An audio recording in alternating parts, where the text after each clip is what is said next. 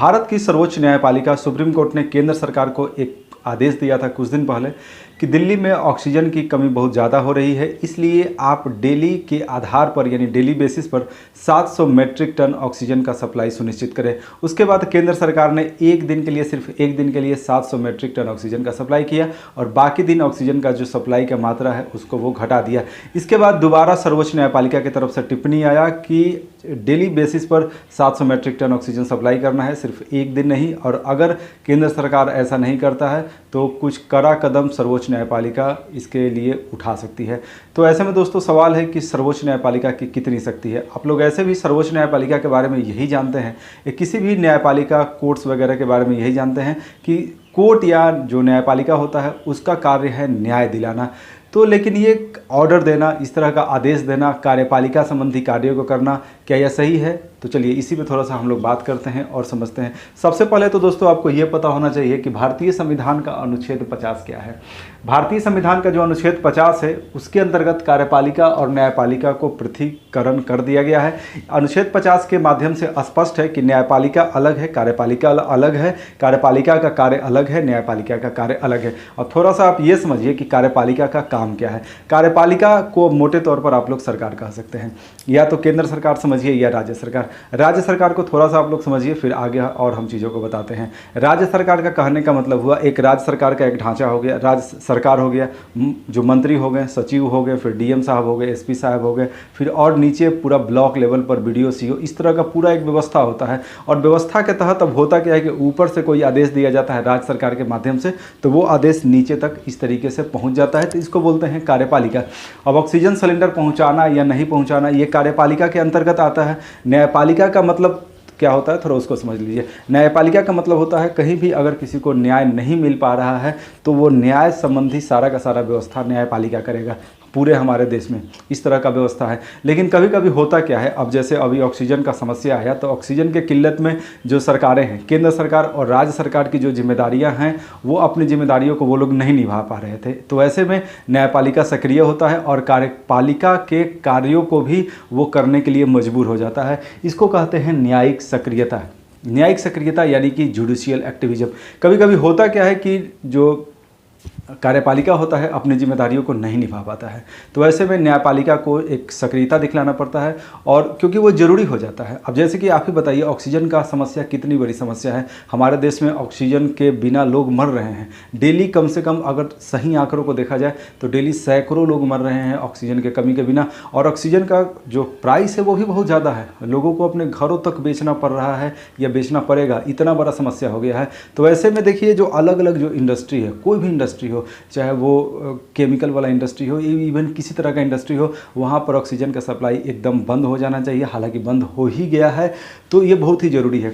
तो देखिए न्यायिक सक्रियता होता क्या है, थोड़ा इसको समझिए। न्यायिक सक्रियता यानी कि जो सरकार अपना जिम्मेदारी अगर नहीं निभाता है, यानी कार्यपालिका अपनी जिम्मेदारी को नहीं निभाता है, तो न्यायालय वहाँ पर सक्रियता दिखलाता है। अब जैसे कि थोड़ा सा एक बात को और आप लोग अच्छे से समझिए।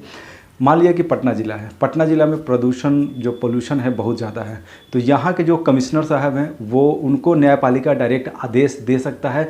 जो पटना हाई कोर्ट है या इवन सर्वोच्च न्यायपालिका भी आदेश दे सकता है, दिल्ली में जो सुप्रीम कोर्ट है, कि पटना में आखिर इतना ज़्यादा पोल्यूशन क्यों है, आप इस पे कंट्रोल कीजिए और मुझको रिपोर्ट दीजिए। तो ये तो कार्य कार्यपालिका का है, लेकिन कार्यपालिका ऐसा नहीं कर पा रहा है, तो ऐसे में न्यायपालिका अपनी एक भूमिका निभाता है। इसी को न्यायिक सक्रियता कहते हैं, जो सुप्रीम कोर्ट सक्रिय हो जाता है ऐसे मामलों में।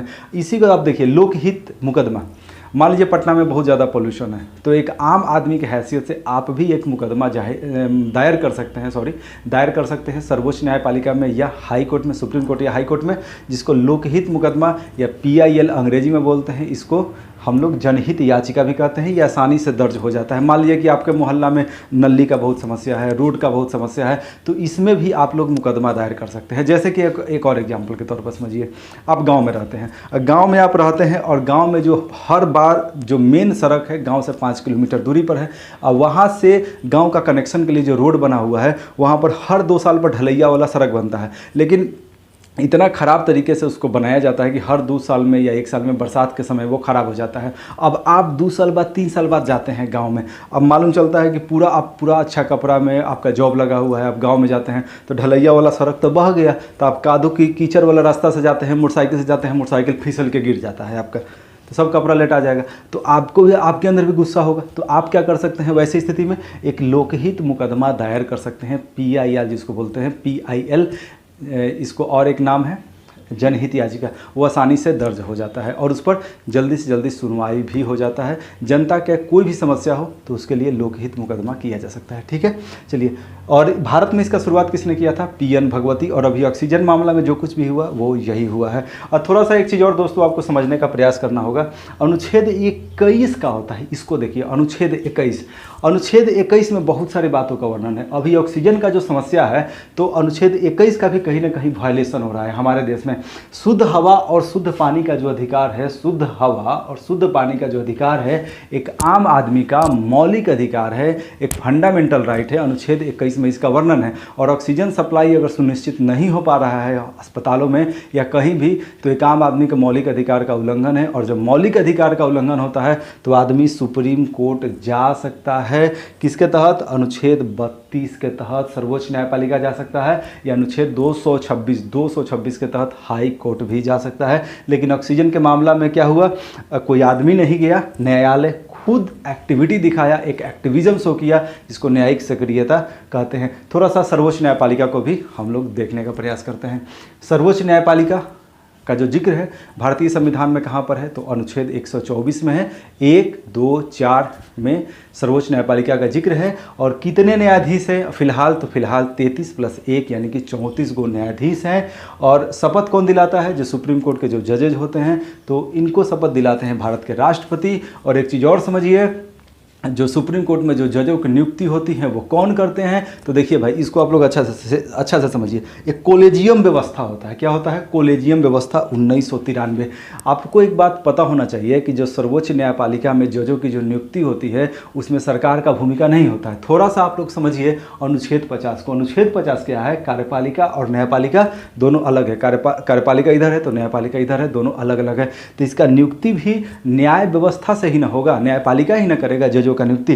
तो यही कोलेजियम व्यवस्था है, जिसमें कि 5 गो जज होते हैं। सुप्रीम कोर्ट के 5 गो जज होते हैं, एक होते हैं चीफ जस्टिस ऑफ इंडिया और बाकी 4 अन्य जज होते हैं। 1993 से ये व्यवस्था है और यही लोग जजों की नियुक्ति सुप्रीम कोर्ट में करते हैं। फिलहाल कितने जज हैं? तो 33 गो जज हैं और एक मुख्य न्यायाधीश साहब है। ठीक है, आप लोग समझ गए। अब कौन बन सकता है भारत के सुप्रीम कोर्ट में न्यायाधीश या अन्य न्यायाधीश? तो भारतीय नागरिक, कोई पाकिस्तानी नागरिक थोड़ी बनेगा, भारतीय नागरिक बन सकता है। ठीक है, और उसके लिए क्या मतलब योग्यता होना चाहिए? यहाँ से सवाल भी पूछता है। तो देखिए, योग्यता ये होना चाहिए कि वो व्यक्ति को हाई कोर्ट में या अगर लोअर कोर्ट की बात किया जाए तो 2 या 2 से ज़्यादा लोअर कोर्ट में वो व्यक्ति 5 साल तक जज रहे हों, 5 साल तक जज रहे हों या 10 साल तक अधिवक्ता रहे हों, और वो भी लगातार। फिर से समझिए, अब आप ही बताइए ना जी, कोई हाई कोर्ट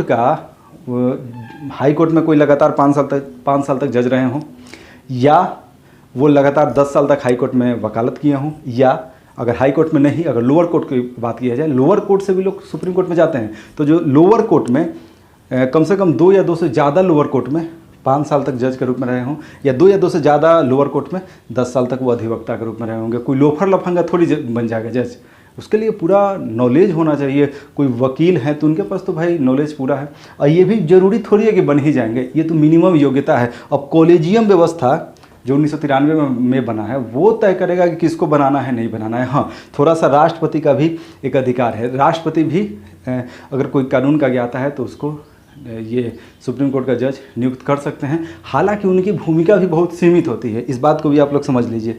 ठीक है ना, चलिए कुछ और चीज़ों को देखते हैं। यहाँ पर प्रारंभिक क्षेत्राधिकारी, इसका क्या मतलब है? देखिए, कभी कभी होता क्या है ना कि 2 राज्यों के बीच में खूब लड़ाई होता है, फैटा-फैटी छोड़कर बाकी सब कुछ हो जाता है। बहुत सारे राज्यों में होता है ऐसा।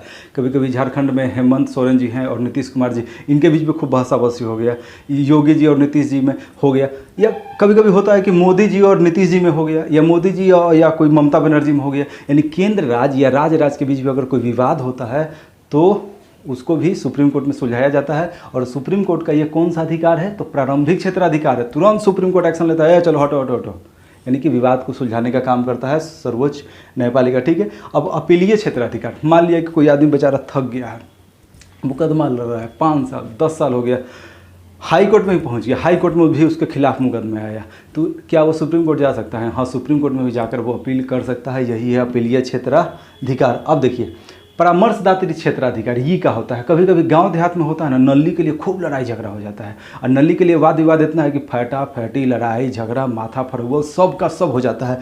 तो वैसे में अब जो जिसके घर के बगल से नली निकल रहा था, तो खुद मतलब परेशान है, बहुत ज़्यादा परेशान है, तो आदमी क्या करता है, सलाह लेता है, परामर्श लेता है कुछ लोगों से कि हाँ जी ये करना चाहिए कि नहीं करना चाहिए, क्या होना चाहिए। आज ज़िंदगी में भी हम लोगों को परामर्श लेकर ही बहुत सारे फैसलों को करना चाहिए। ऐसा ही नहीं कि अपने मन से आया दिमाग लगा लिए, कुछ भी नहीं, सोच समझ के फैसला लेना चाहिए, कुछ लोगों से परामर्श लेना चाहिए जो लोग विशेषज्ञ होते हैं।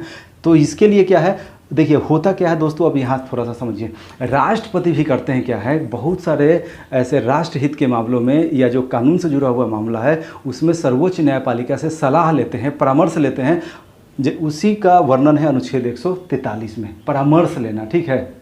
जैसे गांव का नलिया उलिया के लिए लड़ाई झगड़ा हुआ ना, तो एक आदमी जिसके घर के बगले से नली गुजरता है वो क्या करता है, 4 आदमी से सलाह लेता है। तो उसी प्रकार समझिए 143 में सलाह लेने का जिक्र है। राष्ट्रपति जी सलाह लेते हैं सर्वोच्च न्यायपालिका से, उसको मानना या नहीं मानना अब राष्ट्रपति के ऊपर निर्भर करता है। पुनर्विचार संबंधी क्षेत्राधिकार 137 अभी क्या है, सब सर्वोच्च न्यायपालिका से जुड़ा हुआ है। 137 क्या है, मान लीजिए कि वो कहानी है, कहानी की थोड़ा सा ऐसा, कहानी का कुछ इस तरह का पहलू है। एगो लड़का लड़की आया, लड़का लड़की को लेकर अपने गार्जियन के पास आया, और लड़का पूरा रोने लगा। लड़का एगो लड़के था, और लड़का पूरा रोना शुरू कर दिया। लड़का बोल रहा है कि ना बाबू, हम जब शादी करम तो यह लड़की से करम, तो मर जाएंगे। तो लड़कियाँ का, तो लड़की जो थी उसका भी इमोशन ऐसा ही है कि हम भी इसी से शादी करेंगे। अब मेन तो लड़का है, और लड़का का गार्जियन वहीं पर है। तो जो लड़का का गार्जियन है, लड़का का गार्जियन सोचता है ना एगो लड़के है, जायद बेचारा कुछ हो जाते तो करते ही शादी जायदा करे दा। तो फिर लड़का के जो पिता है वो हामी भर देते हैं कि ठीक है चल भाई, लड़का का जो मम्मी थी वो भी थी, चल ठीक है तू लोग शादी कर ले, हामी भर दिए, यानी कि अपना मंजूरी दे दिए, एक आदेश दे दिए लड़का को कि ठीक है जो तू यह लड़की के साथ शादी कर ले। लेकिन लड़का लड़की जैसे ही वहाँ से जाता है तो अब दोनों पति पत्नी में बात होता है, जो लड़का का जो गार्जियन है कि यार जी हम लोग जो डिसीजन लिए हैं ये गलत हो रहा है, ये सही नहीं है, इस पर चलिए पुनर्विचार किया जाए। और वो लोग अच्छा से चाय नाश्ता करके पुनर्विचार करता है, फिर लड़का को फ़ोन करता है नहीं शादी ब्याह नहीं करना है तुम लोगों को। तो उसी तरीके से भारत का जो सर्वोच्च न्यायपालिका है अगर कोई आदेश देता है तो अपने ही आदेश पर पुनर्विचार भी कर सकता है, अनुच्छेद 137, या अपने ही दिए गए आदेश से पलट भी सकता है, अनुच्छेद 137। ठीक है। अभिलेख न्यायालय अगर कोई आदेश दिया सर्वोच्च न्यायालय पूरे भारत के संदर्भ में, तो पूरे भारत में मान्य होगा। एक लेख जारी कर दिया पूरे इंडिया भर में, तो इंडिया भर में लागू होगा। अभिलेख न्यायालय अनुच्छेद 129। ठीक है। मौलिक अधिकारों का रक्षक है, ये तो हम बता ही चुके हैं। संविधान का व्याख्या 145 का 3 क्या है, संविधान की व्याख्या 145(3). अब ये क्या है जरा ये समझिए। कभी कभी आप लोग देखे होंगे कि गीता, रामायण, भागवत गीता, कुरान, इसके व्याख्या को लेकर के भी खूब भाषा बसी होता है। कभी पूजा पाठ या कहीं यज्ञ वगैरह होता है, या कहीं भी मंदिर मस्जिद कहीं भी ये सब होता है, तो कोई चीज़ को लेकर के, व्याख्या को लेकर के भी लोग पूरा आपस में मतलब भाषाबाजी पूरा शुरू कर देते हैं कि नहीं इसका मतलब जानते हैं, इसका मतलब ये नहीं होगा, इसका मतलब ये होता है, इसका मतलब वो होता है, वो होने से आ जाएगा, टपक जाएगा। नहीं, ये जो लाइन लिखा हुआ ना कि राम ने रावण को मारा, इसका मतलब ये हुआ ना कि राम जो है ना रावण को मारा, यानी कि बुराइयों को मारा। कुछ लोग आ जाएगा, तू कहेगा नहीं राम जी ऐसे मारे हैं। एगो कहने का मतलब है कि एक ही लाइन को 10 तरह का आदमी आएगा, 10 तरह का उसको व्याख्या करेगा, और खूब बहसे खूब शुरू हो जाएगा।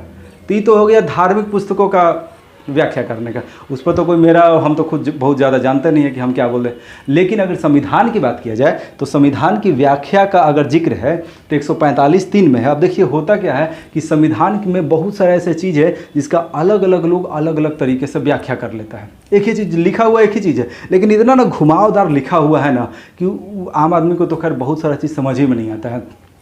और जो विशेषज्ञ हैं, विशेषज्ञ भी आपस में बहस कर लेते हैं, कोई बोलता है ये, कोई बोलता है वो। तो अंतिम व्याख्या का जो अधिकार है अनुच्छेद 145(3) के तहत किसके पास है, तो भारत के सर्वोच्च न्यायपालिका के पास है, सुप्रीम कोर्ट के पास है। सुप्रीम कोर्ट 5 जजों का एक क्लस्टर बनता है, 5 जज का, और वही लोग अंतिम रूप से व्याख्या देते हैं कि क्या इस लाइन का मतलब हुआ। तो दोस्तों ये रहा भारतीय सर्वोच्च न्यायपालिका के बारे में कुछ प्रमुख तत्व। और दोस्तों एक बात और मैं कहना चाहूँगा आप लोगों से कि अगर मेरा ये प्रयास आपको अच्छा लगता है तो आप मेरे वीडियो को शेयर कर सकते हैं ग्रुप में, या सब्सक्राइब कर सकते हैं चैनल को, या लाइक कर सकते हैं। अब आपकी मर्ज़ी के ऊपर है। Thank you.